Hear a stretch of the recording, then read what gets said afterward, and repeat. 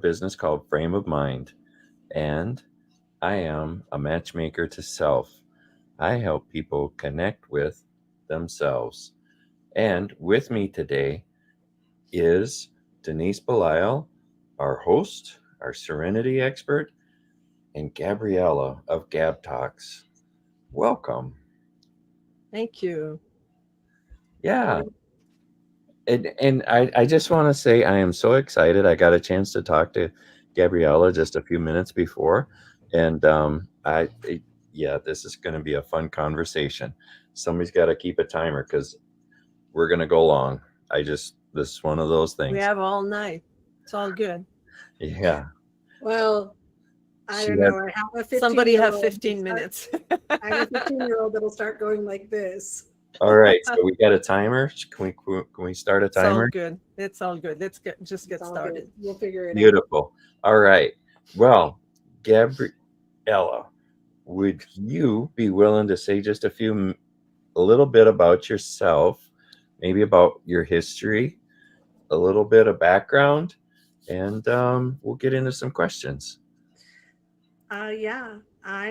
So Gab Talks was a concept that I came up with when I had my company that was in the financial space. And if you were to check out my website, you would see that for years people made me feel like my talking was my Achilles heel, but it's not. It's actually my superpower and my strength.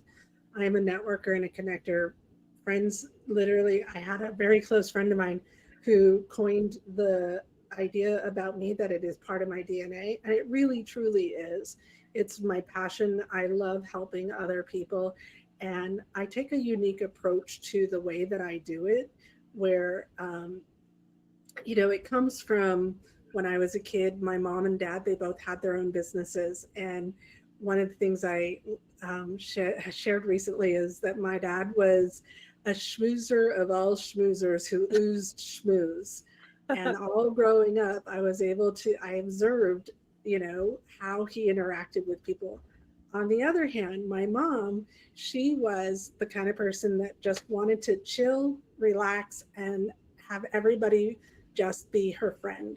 And how do you do that? Well, she actually had her finger on the pulse of knowing what as many people as possible wanted and needed. And then she was the go to person for that. Right. And so when you take those two concepts together, being the go to person for that thing that the most amount of people want, and being able to talk to people and engage with people and make them feel special, Mm-hmm. then you take those two together and they're very symbiotic, and you are able to grow a a space where you can work with people. And I totally got off track, but that's quite all right. This is perfect. The So thank idea you is, so much. So, but yeah, this is great. And so you're a fusion of your parents, and you kind of got this from your dad and this from your mom. yeah. And then how about the environment around you that you grew up in? Did that affect you also? To some extent, yes. I was very good at sales. I was exceptionally good at it. I did a lot of it alongside my mom, and also alongside my dad. Um, when I was a sophomore in high school, I was on the school newspaper, and I sold more advertising for our newspaper than anybody had in the 4 years prior. That's awesome. Yeah, I was very good at it. The crazy thing is, though, when I was 18, I had no idea what I wanted to do. Yeah. And my mom's best friend said, "Hey, go learn accounting. Every business needs it to open, run, and close." And so I took what I call a 30-year detour. It was actually Mhm. about a 25-year detour into the field of accounting. I was a full charge through financial statements, finance bookkeeper. I could do 90% of what a CPA does, not including tax returns. Sure. And it was a polar opposite, but there was a lot I learned from that space. When you can look behind the scenes where people put their money to grow their businesses, people that I worked for, that I was the primary accounting person on staff for businesses that were making 5, 10, $20 million a year. And you can see how they put themselves out there from the behind the scenes kind of a way to grow their business. When I decided to break out on my own, I took a lot of that information and skills and I applied it to how I showed up in networking to grow my own bookkeeping practice. And I also had worked in Beverly Hills for guys that were able to drive $15 million a year in sales revenue. So I learned a lot about schmooze from them as well. I imagine so. So you kind of dig your path as you went along, right? The thing Yeah. that you've learned, it allowed you to go in the direction you're now. So it's not Yeah. wasted time. It was sort of slowly digging your path toward the career that you have now. Yeah, and I do think that, as I was telling Tom, the universe really does reciprocate to us what we're supposed to have in front of us. So I do feel like the last job I had before I went out on my own, being in Beverly Hills, working for sales guys, watching how they would cultivate relationships and approach people and grow their business so that they were having 100,000 to $1 million contracts.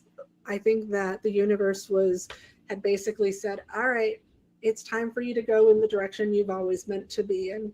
And we're going to take what you know and what you're doing, and we're going to put this in front of you so that you can observe and go sponge it for yourself and go out and use it to grow your own business. And then I ran my own practice for 4 years. And I went to sell it right as the world was shutting down, not realizing the world was about to shut down. And I guess the timing was right. I grew it to 150 clients in 4 years, and it was almost every single one of them called and said, "Can I hire you?" Because I went out not with the intention of, "Hey, will you come and let me do your accounting?" But how can I help you and grow your business? What can I do? Who do you need to talk to? What do you need? So people were calling me because someone would say, "Hey, Denise told me to call you. Tom told me to call you." Right? Word of mouth are the best.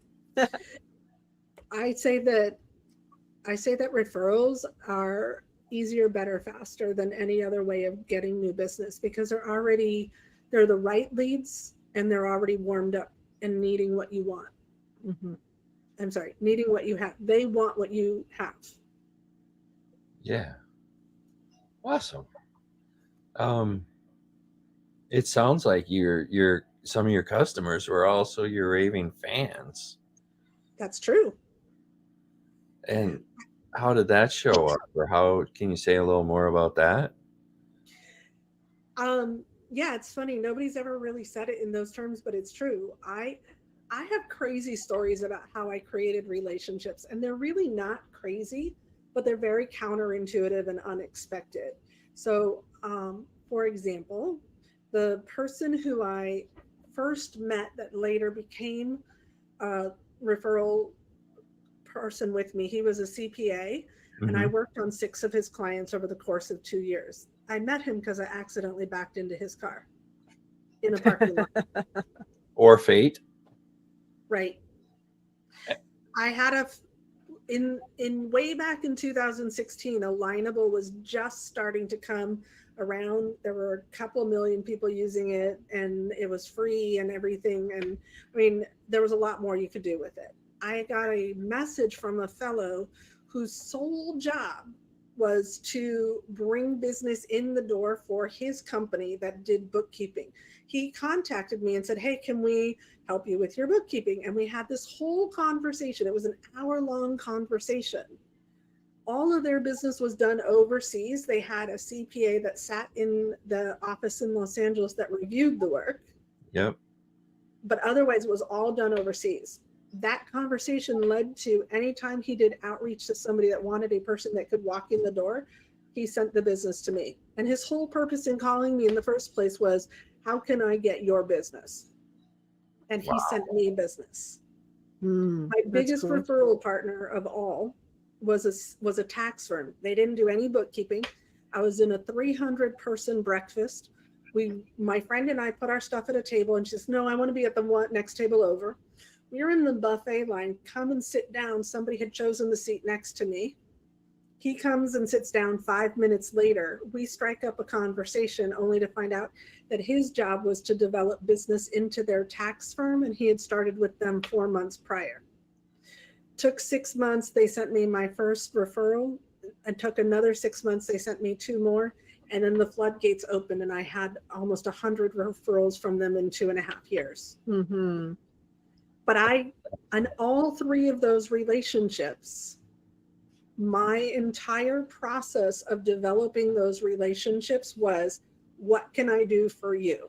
Mm-hmm. How can I help you? What can I give to you? And then I actually had, from that, the one that sent me 80 to 100 referrals, several of the clients that I had that came to me from them, I actually became clients of my clients, and my clients then sent referrals to me.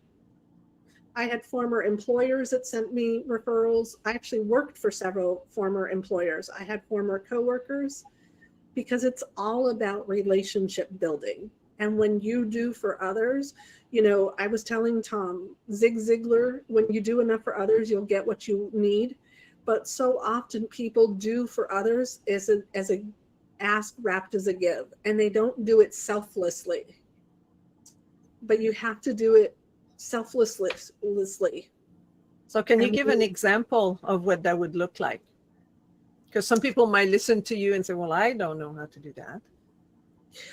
I mean, the easiest thing that I couldn't say, and again, I do this very strategically. Mm-hmm. And as I was explaining to Tom, I don't do it for the person themselves. I do it for the network behind the person. The easiest thing I could do is a 3-way introduction between people. But I'm going to give you an example of a really good 3-way introduction that most people wouldn't think of. Okay. If you have somebody who does benefits, mm-hmm. and you have somebody that works with software with trucking companies, and you have another person that does the ERC, all 3 of them are different businesses. Sorry? ERC? What's ERC? That's the tax credit thing that everybody was doing. Okay. Right. So all 3 of those people do distinctly different things, right? But they all want to talk to the same person. They all have the same end audience that they're trying to sell their goods to. Okay. Well, instead of me saying, hi, Tom, I sell benefits and I see that you sell ERC. Can I sell you on my benefits? Instead, I come and say, hi, Tom, I see that you do the ERC, and I see that Denise does software and she works with trucking companies, and I do benefits. Why don't we 3 team up together, look at who all we each know, start cross-referring between each other, and try and create opportunities where the 3 of us as a group can either show up and talk to the company together and to the staff together, or where we can literally become referral partners. I'll give you 2 really good examples that happen in real life, in real time. The wedding industry and the real estate industry. Okay. When you have somebody who's getting married, typically they're going to go find a venue, or they're going to go find a wedding planner, and then they need all those other things.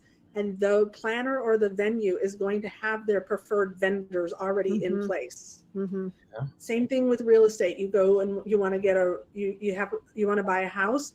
You need insurance. You need furniture. You need repairs. Repairs. You need a mortgage. You need all the different components of buying. Well, they already have people in place that are their preferred vendors that people cross-refer back and forth to all the time. So that's beautiful. You did throw me a bone earlier, and I don't mean that bad way. I have a dog. That's kind of the joke. Anyway, it's how to play with a big fish while being a little guppy. I like that. And It's like, does that fit into what you just created, this collaborative partnership? And do it without being a clownfish. Don't be a clownfish, Denise. Correct. But I like Nemo. Yeah. I like Nemo. So it's like, you don't have to I don't have to screw it up. Well, it's more like, yes, but it's also more like instead of going and knocking, knocking, knocking, calling, calling, calling, knocking, knocking to the point where the person is like, go away. I don't want anything to do with you. And they're getting irritated. Yep. It's more like, how can I reach out to somebody who has a big network behind them, even if I'm just a one person show and I maybe don't have a big network behind me. Okay. And one of the ways to do that is three-way introductions and um, coffee and virtual coffees and edification and third-party social proof and testimonials, all those things that make that person up here on the pedestal and look like the most amazing person they are. And so they're constantly seeing and hearing your name in the most positive way. It's what I call know, like, and trust doesn't matter if people don't remember you, as long as they remember you in a positive way. Mm. Wow, that's pretty amazing the way you brought it all up together. I guess it's a skill that needs to be acquired, but not to be afraid to start doing it, right? It's just you need to get it going, right? You just need to start to look for those connections in your network, I imagine, if somebody wanted to start to do that. I mean, I learned that philosophy from the guys in Beverly Hills. Mm-hmm. Yeah, yeah. You know, they say if you want to, this is a weird way to say it, but if you want to be rich, do what the rich do. And if these guys are bringing in $15 million a year in sales, what is it that they're doing that works? But there's something really important, Tom, that we talked about. Yeah. It can't be done in a way that's icky and slimy and schmarmy. The integrity is very important. Absolutely. Mm-hmm. Critical. So I'm aware of time. I knew you had a restricted time. So besides not being hicky and all that, do you have a last tip you'd like to give out to people? That's my last question. Maybe Tom has one too. Be authentic, be ethical in what you do. And as I said, don't focus on trying to sell every person you meet. Focus on trying to help every person you meet so that they will tap into their own network and tell their network how amazing you are. And the universal law of reciprocity will kick in. Awesome. Love that. Thanks so much, Gabriella. So how can people reach you, or just throw out some connections, okay? My number one place to be connected to is on LinkedIn.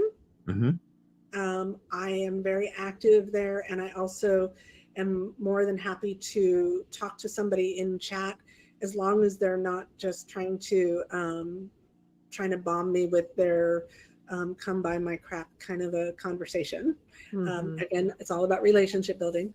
I can also be found in Facebook.